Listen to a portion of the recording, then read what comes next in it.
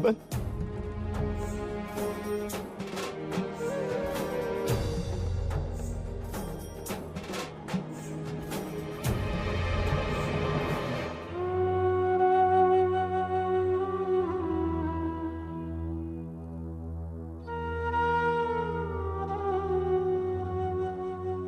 હરે કૃષ્ણ, હરે કૃષ્ણ, હરે કૃષ્ણ.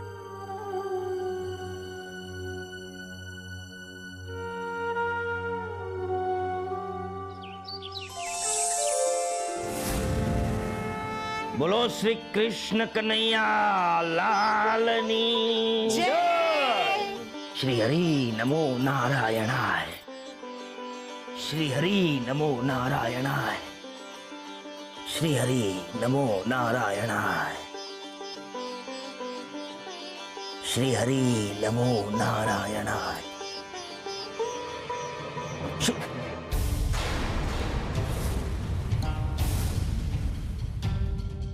શ્રી હરિ નમો નારાયણાય.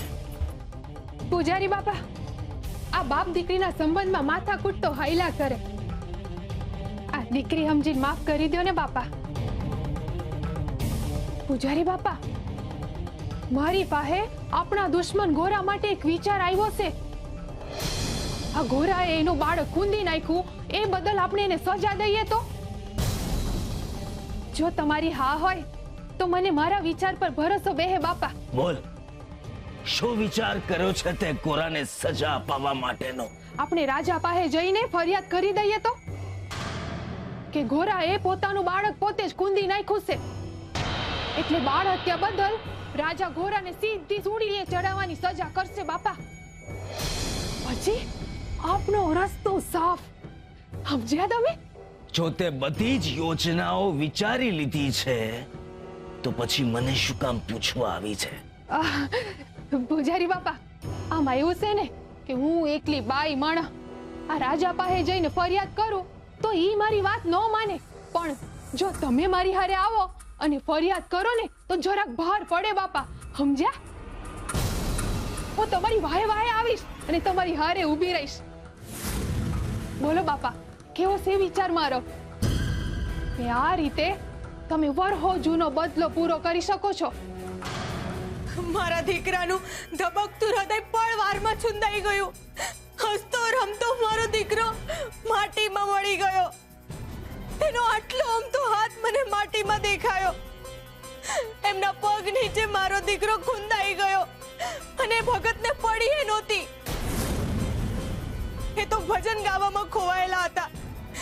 એમના હોઠ પર હરે કૃષ્ણ અને પગમાં કૃષ્ણધામ પહોંચી ગયેલો મારો ગોવિંદ. બે ઘડી તો મને ભરોસો જ ના બેઠો કે આ હું શું જોઈ રહી છું.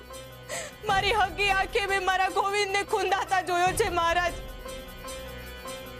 તમે જ કહો મહારાજ, એક માની અમે એની ચગદાતી મમતાને કઈ રીતે જોઈ શકે?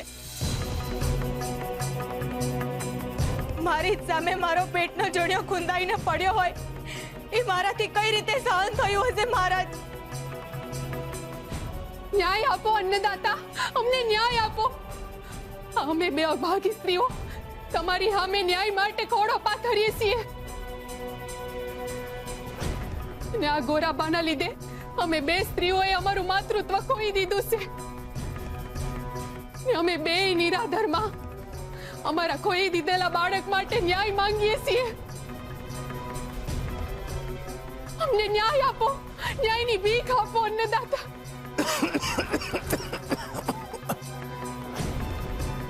તમારી વાત સાચી છે. જે ગોરાએ કર્યું એ. ઉભા રહો પિતાશ્રી. ના માતા, તમે રડશો નહીં. કેવો અભાગ્યો બાપ છું મહારાજ કે મારા કાળજાના કટકા સમાન એક રતનને હું વાંચવી ન શક્યો.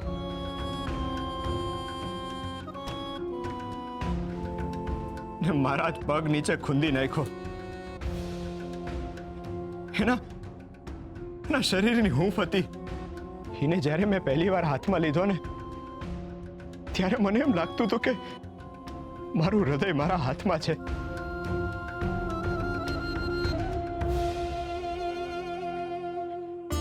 એનું નિખાલસ હાસ્ય, એના શરીરની સુવાસ,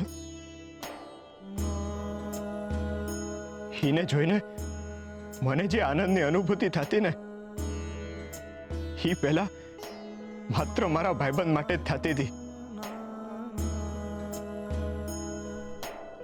ગોવિંદના જન્મ પછી તો જાણે મારો પુનર્જન્મ થયો હોય ને એમ લાગતું હતું. એને ફરતો જોઉં ને તો મારું કાળજું બહાર ફરતું હોય ને એમ લાગે. એને થોડોક પણ તાવ આવે ને તો એને આખી રાત હિંચકા નાખતો.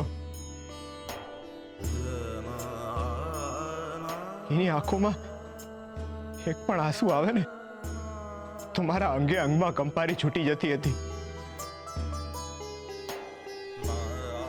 ને હું હરીને વિનોવા લાગતો હતો કે મારો ગોવિંદ શાંતિથી સૂઈ જાય.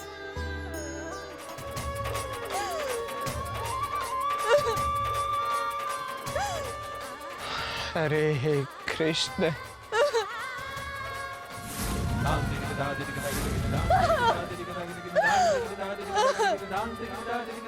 હરે હે કૃષ્ણ.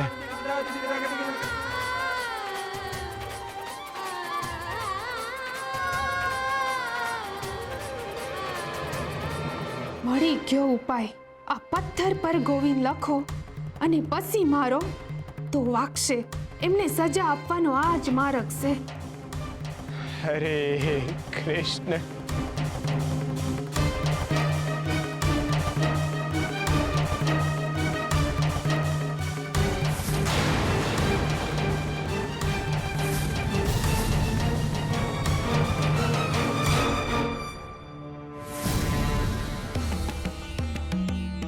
નાથા, શું થઈ રહ્યું છે? તમારા ભક્તની કપરી સ્થિતિ થઈ રહી છે.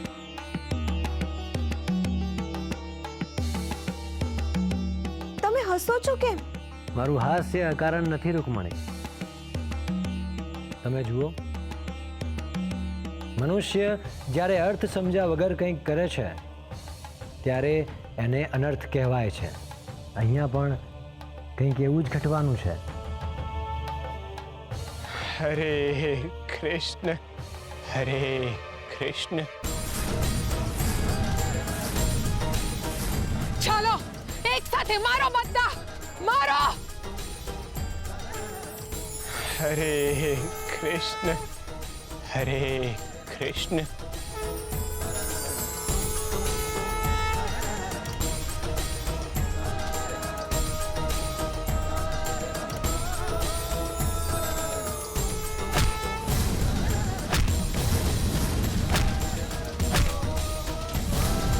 હરે કૃષ્ણ. અરે આ શું થઈ રહ્યું છે? પથ્થર કેમ પાછા આવી રહ્યા છે? અરે આ પથ્થર આપણને જ કેમ વાગે છે? નક્કી આ ગોરામાં જ કોઈ ચમત્કારિક શક્તિ છે, નહીં તો આ પથ્થર પાછા ના આવે. હરે કૃષ્ણ. અરે બાપરે, ભાગો! અરે ક્યાં ભાગો છો બધા? ઉભા રહ્યો. અરે યુવરાજનો આદેશ છે, આ ગોરાને મૃત્યુ દંડ દેવાનો છે. ક્યાં ભાગો છો? અરે અરે ઉભા રહ્યો બધા, ઉભા રહ્યો. હરે કૃષ્ણ, હરે કૃષ્ણ. હરે કૃષ્ણ, હરે કૃષ્ણ, હરે કૃષ્ણ, હરે કૃષ્ણ, હરે કૃષ્ણ, હરે કૃષ્ણ.